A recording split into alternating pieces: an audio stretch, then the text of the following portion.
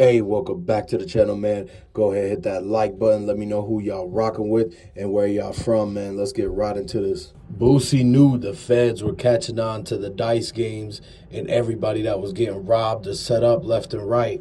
And so this is the main reason why he took the plea deal to begin with, because he knew he had to save his energy to fight against the feds for Duke the Jeweler situation. And that, they had already caught him on camera with the strap in San Diego and everything, and he had just left the Vlad TV interview. This is why a lot of people said that, like, why is it rappers always end up getting booked and arrested, or something happens to them right after the Vlad interviews, man.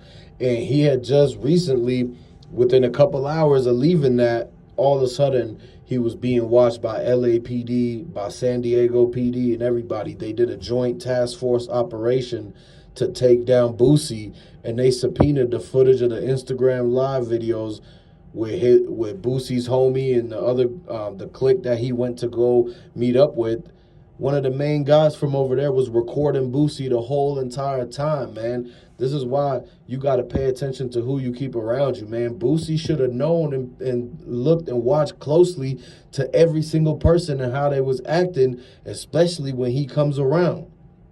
Because he's not the only person that's on fed paperwork and everything. It's a lot of other people who's basically trying to lessen their time, and they might have to take a picture of Boosie, send it in, or do this, do that to lower their own sentence. So Boosie could have got set up by his own friends, man. And this is a sad situation, because now that he took the plea deal and he's got to do between 5 to 20 years, they're looking at giving him 10 years once it's all said and done in the sentencing. He's waiting the sentencing right now. So the thing is, in Boosie's situation, he was lacking. He got caught lacking. He was outside. He had it on him. The dudes was filming him. Everybody was taking pictures of him. He should have known for a fact that that was going to end up on the internet, and his probation officer and everybody was going to end up seeing this.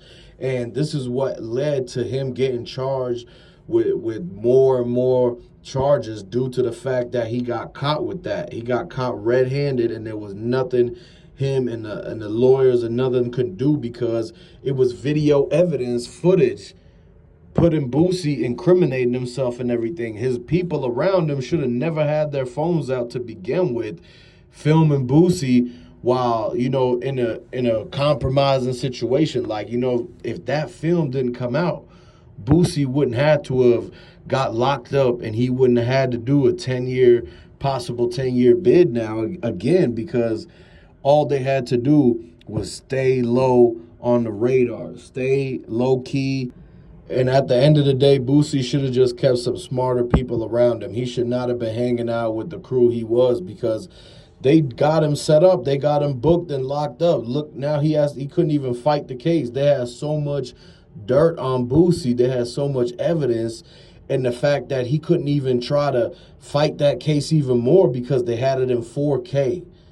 And knowing that the Duke the Jeweler situation, that whole case is pending. Like, they're trying to figure out what happened with that, who set him up, because they played in Boosie's dice game that they had. They was in the mansion and everything. Jay Prince was there, and a lot of people got salty and mad that they lost. Duke the Jeweler ended up being the winner that night. He went home with over $500,000 from cleaning them all out. And these dudes got upset about that, because they thought everybody was in on this, to where they was going to make it seem like, Duke the Jeweler, to let him win a couple games here and there for him to put more money into the game. And they were supposed to turn around and hit him with the bait and switch, and then he loses and they take his money and they go about their way. That was the original plan of what was supposed to happen at Boosie's dice game. In the video, you saw Jay Prince. Jay Prince was the main guy that was playing against Duke the Jeweler. That's when so they stopped playing, and you see Boosie come down the stairs. You saw Boosie, he took his shirt off or whatever was in the wife beater, and that's when the video shows the guy in the backpack. He was signaling to somebody else, telling them to basically use the trick dice or something like that. So all of a sudden, the plan ended up failing because Duke the Jeweler knew what was going on, and he ended up starting to win.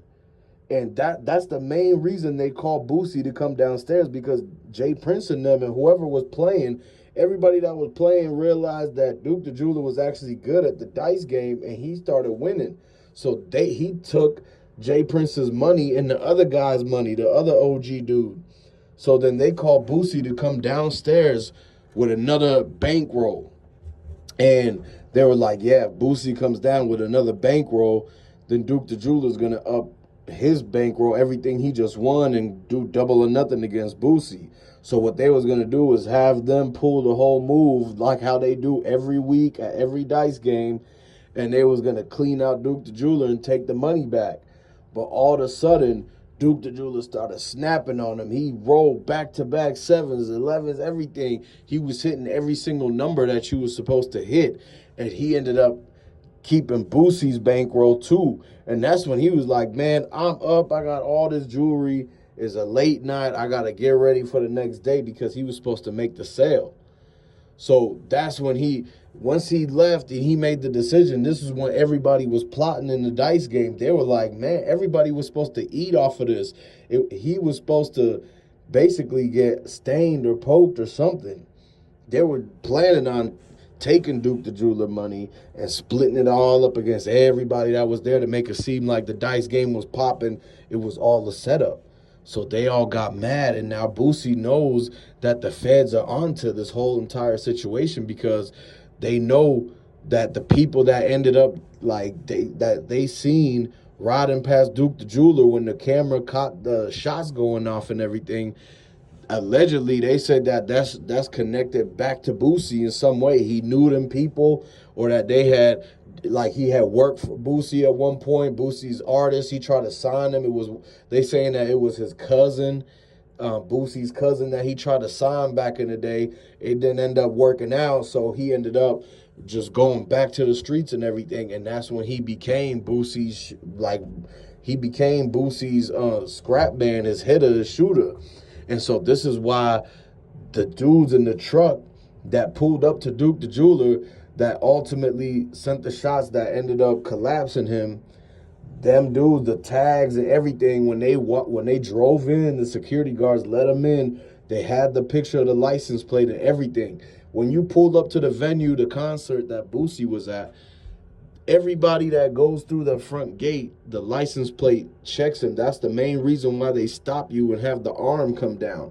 And they have the guard say, like, where are you going? Or they ask you a couple questions to stall you so they could get the picture of the license plate.